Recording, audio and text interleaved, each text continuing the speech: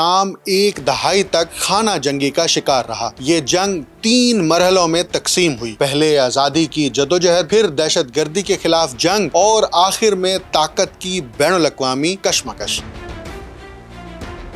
امریکہ کے لیے یہ ملک 3 وجوہات سے کلیدی حیثیت رکھتا ہے۔ پہلی، روس اور ایران کو کنٹرول میں رکھنے کا موقع، دوسری، اسرائیل کے تحفظ کے لیے ایک بفر زون، اور تیسری، توانائی کی عالمی راہداری جس کے راستے شام سے گزرتے ہیں۔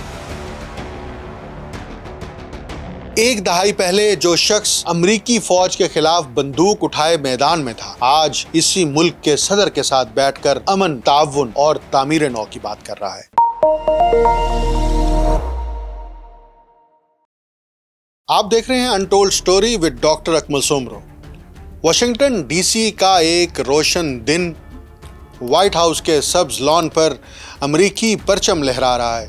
دروازے سے داخل ہوتا ہے ایک شخص جس نے سیاہ رنگ کا سوٹ پہن رکھا ہے۔ اس کی چال مضبوط ہے، مگر چہرے پر وہی سختی جو کسی میدان جنگ میں لڑنے والے کے پاس ہوتی ہے۔ یہ احمد الشرا ہے، شام کا نیا صدر۔ 1 سال پہلے تک وہ ایک باغی کمانڈر تھا اور کبھی امریکی فوج کے خلاف خود بندوق اٹھا چکا تھا۔ آج وہ امریکی صدر ڈونلڈ ٹرمپ کے ساتھ مسکراتا ہوا ہاتھ ملا رہا ہے۔ میڈیا سے گفتگو کرتے ہوئے ٹرمپ کہتے ہیں، "He is a very strong leader. I like him and we will do everything we can to make Syria successful." یہ جملہ نہ صرف حیران کن ہے بلکہ مشرق وسطیٰ کی نئی سیاست کی بنیاد بھی۔ یہ منظر اس شام کی تاریخ کا موڑ ہے جو 10 سال سے زیادہ عرصہ تک خانہ جنگی میں مبتلا رہا۔ 2011 میں عرب سپرنگ کی لہر دمشق بھی پہنچی تھی۔ عوام نے بشار الاسد کی حکومت کے خلاف آواز اٹھائی، مگر یہ احتجاج کوئی نتیجہ پیدا نہیں کر سکا۔ اسد حکومت نے طاقت استعمال کی، نتیجتاً شام ایک دہائی تک خانہ جنگی کا شکار رہا۔ یہ جنگ 3 مرحلوں میں تقسیم ہوئی۔ پہلے آزادی کی جدوجہد، پھر دہشت گردی کے خلاف جنگ اور آخر میں طاقت کی بین الاقوامی کشمکش۔ ابتدا میں عوام جمہوریت چاہتے تھے، پھر میدان میں تشدد پسند گروہ آئے اور آخرکار شام امریکہ، روس، ایران، ترکی اور سعودی عرب کے مفادات کی جنگ بن گیا۔ انہی سالوں میں احمد جیسے نوجوان ابھرے۔ وہ عراق جنگ کے دوران جہادی تحریکوں میں شامل ہوئے، پھر شام واپس آ کر ایک آزاد دھڑا بنا کر اسد حکومت کے خلاف لڑنے لگے۔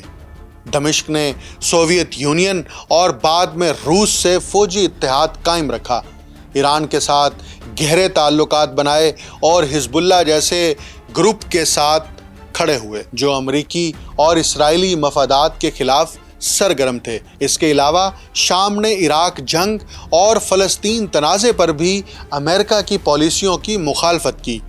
واشنگٹن کے لیے اسد خاندان ایک ایسی بڑی رکاوٹ تھا جو مشرق وسطیٰ میں امریکی تصویراتی منصوبوں، خصوصاً اسرائیل کے تحفظ، توانائی کے راستوں اور ایران کے اثر کو محدود کرنے کی پالیسی کے خلاف کھڑا تھا۔ یہی وجہ تھی کہ امریکہ نے دہائیوں تک بشار الاسد کو علاقائی خطرہ سمجھا اور 2011 کی بغاوت کے بعد اس کے اقتدار کے خاتمے کو اپنی سفارتی ترجیح بنا لیا۔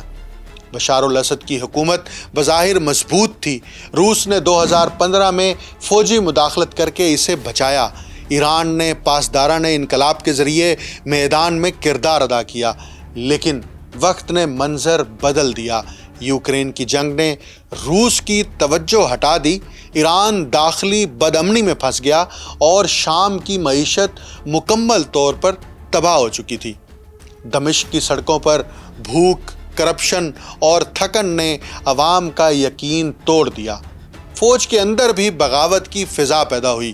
2024 کے آخر میں احمد الشرا نے ایک تیز رفتار فوجی بغاوت کے ذریعے دمشق پر قبضہ کیا۔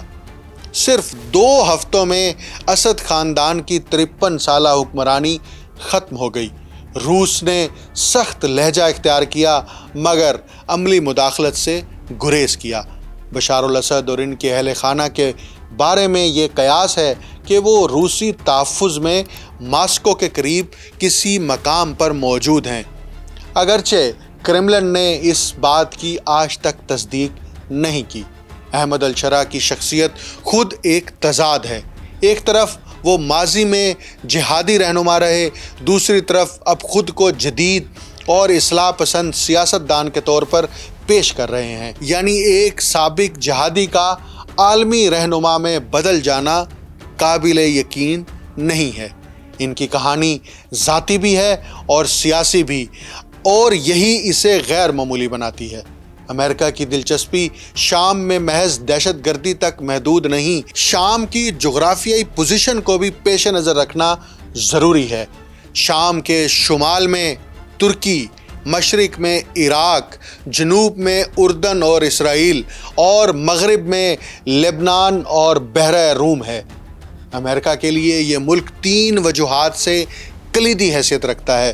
پہلی، روس اور ایران کو کنٹرول میں رکھنے کا موقع، دوسری، اسرائیل کے تحفظ کے لیے ایک بفر زون، اور تیسری، توانائی کی عالمی راہداری جس کے راستے شام سے گزرتے ہیں۔ اگر شام میں ایک ایسی حکومت قائم ہو جو روس کے زیر اثر نہ ہو تو امریکہ مشرق وسطیٰ میں توازن اثر نو قائم کر سکتا ہے۔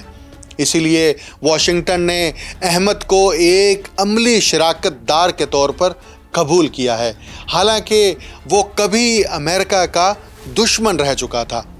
وائٹ ہاؤس میں احمد الشرا اور ٹرمپ کی ملاقات علامتی سے زیادہ عملی تھی۔ ٹرمپ نے بعض امریکی پابندیوں میں نرمی کا اعلان کیا، جس میں سیزر ایکٹ کی 180 دن کے لیے معطلی بھی شامل ہے۔ ٹرمپ سے ملاقات میں 3 بڑے امور زیر بحث آئے: شدت پسند گروہ کے باقی ماندہ عناصر کے خلاف مشترکہ کارروائی، امریکی سرمایہ کاری کے ذریعے شام کی تعمیر نو، اور اسرائیل کے ساتھ امن بات چیت کے امکانات۔ شام نے global coalition to defeat ISIS میں شامل ہونے پر بھی رضامندی ظاہر کی ہے، جو کسی زمانے میں دشمن تصور کیے جانے والے ملک کے لیے ایک تاریخی قدم ہے۔ اسی سال اکتوبر میں احمد الشرا ماسکو گئے اور ولادیمیر پوٹن سے کرملن میں ملاقات کی تھی۔ یہ ملاقات حیران کن تھی، کیونکہ بظاہر وہ امریکی بلاک کے قریب آ چکے تھے، مگر انہوں نے واضح کیا کہ روس سے تعلقات منقطع کرنا شام کے مفاد میں نہیں۔ روس اب بھی طرطوس میں بحری اڈہ اور ایئر بیس رکھتا ہے، جو شام کے لیے سیکیورٹی توازن کا اہم ترین حصہ ہیں۔ احمد الشرا نے ایک انٹرویو میں کہا، "engaging in a conflict with Russia right now would be too costly for Syria." یہ الفاظ ظاہر کرتے ہیں کہ وہ شام کو غیر جانبدارانہ خارجہ پالیسی کی طرف لے جانا چاہتے ہیں، جیسا کہ ترکی اور سعودی عرب نے اپنی قومی پالیسیوں میں کیا۔ خطے پر اس تبدیلی کے گہرے اثرات ہیں۔ ایران کے لیے یہ ایک شدید دھچکا ثابت ہوا ہے، کیونکہ اس کے شام میں اثر و رسوخ کو الشرا کی حکومت نے محدود کر دیا ہے۔ سعودی عرب اور ترکی نے فوری طور پر نئے صدر کو تسلیم کیا تاکہ وہ تعمیر نو اور سرمایہ کاری میں کردار ادا کر سکیں۔ اسرائیل کے لیے بھی یہ تبدیلی مثبت اشارہ ہے۔ احمد نے اسرائیل سے فضائی حملے بند کرنے اور ممکنہ امن معاہدے پر بات کرنے کی پیشکش کی ہے، جو اسد دور کے برعکس ایک بالکل نیا موقف ہے۔ لبنان اور عراق میں ایرانی نیٹ ورک جیسے حزب اللہ اور دیگر گروہ اس تبدیلی سے کمزور ہو رہے ہیں، جس سے ایران کا تہران سے بیروت تک اثر ٹوٹنے لگا ہے۔ روس اور امریکہ اب شام میں براہ راست تصادم نہیں بلکہ محدود تعاون کے ذریعے توازن قائم کرنے کی کوشش کر رہے ہیں۔ البتہ شام کے اندر صورتحال ابھی نازک ہے۔ 1 دہائی کی جنگ نے ملک کو کھنڈر بنا دیا ہے۔ 6 لاکھ سے زیادہ لوگ مارے جا چکے ہیں۔ 1 کروڑ سے زائد پناہ گزین دنیا بھر میں بکھرے ہوئے ہیں۔ معیشت تباہ ہے اور ادارے ناکارہ ہو چکے ہیں۔ شام کے صدر احمد کے سامنے سب سے بڑا چیلنج اب داخلی استحکام، مصالحت اور اقتصادی بحالی ہے۔ اگر انہوں نے حقیقی اصلاحات پر توجہ نہ دی تو تاریخ خود کو دہرائے گی۔ ان کی حکومت کو فی الحال انقلابی حکومت کہا جا رہا ہے، لیکن اسے ریاستی اداروں میں تبدیل ہونے میں بہت وقت لگے گا۔ واشنگٹن کے لیے احمد ایک تصویراتی موقع ہے۔ امریکہ سمجھتا ہے کہ شام میں براہ راست مداخلت خطرناک ہے، اس لیے وہ ایسے رہنما کو آگے لا رہا ہے جو امریکی مفادات کے ساتھ تعاون کرے مگر مکمل تابع نہ ہو۔ اس حکمت عملی سے امریکہ 3 بڑے مقاصد حاصل کر سکتا ہے: روس کے اثر کو کم کرنا، ایران کے پھیلاؤ کو روکنا اور اسرائیل کے لیے محفوظ ہمسایہ ریاست تشکیل دینا شامل ہے۔ یہی وجہ ہے کہ ٹرمپ نے ایک سابق جہادی کو وائٹ ہاؤس مدعو کر کے دنیا کو پیغام دیا کہ دشمنی وقتی ہے جبکہ مفاد مستقل ہوتا ہے۔ یہ سارا منظر ایک نئی حقیقت کی علامت ہے۔ سیاست میں دوست اور دشمن کا تعین اصولوں سے نہیں بلکہ مفادات سے ہوتا ہے۔ امریکہ کے لیے احمد الشرا ایک موقع ہے اور شام کے لیے وہ ایک نیا تجربہ۔ اگر یہ تجربہ کامیاب ہوتا ہے تو مشرق وسطیٰ میں ایک نیا سیاسی ماڈل جنم لے سکتا ہے، ایک ایسا ماڈل جس میں ماضی کا جنگجو مستقبل کا سفارتکار بن جائے۔ لیکن اگر یہ تجربہ ناکام ہوا تو شام ایک بار پھر انتشار کی لپیٹ میں آ سکتا ہے اور پرانے کھلاڑی روس، ایران اور انتہا پسند گروہ دوبارہ میدان میں اتریں گے۔ وائٹ ہاؤس کے اس لان پر احمد کا مسکرانا محض ایک تصویر نہیں بلکہ تاریخ کا نیا باب ہے۔ ایک دہائی پہلے جو شخص امریکی فوج کے خلاف بندوق اٹھائے میدان میں تھا، آج اسی ملک کے صدر کے ساتھ بیٹھ کر امن، تعاون اور تعمیر نو کی بات کر رہا ہے۔ شاید یہی جدید سیاست کی سب سے بڑی حقیقت ہے۔ دشمن وقت کے ساتھ بدل سکتے ہیں لیکن مفادات ہمیشہ وہی رہتے ہیں۔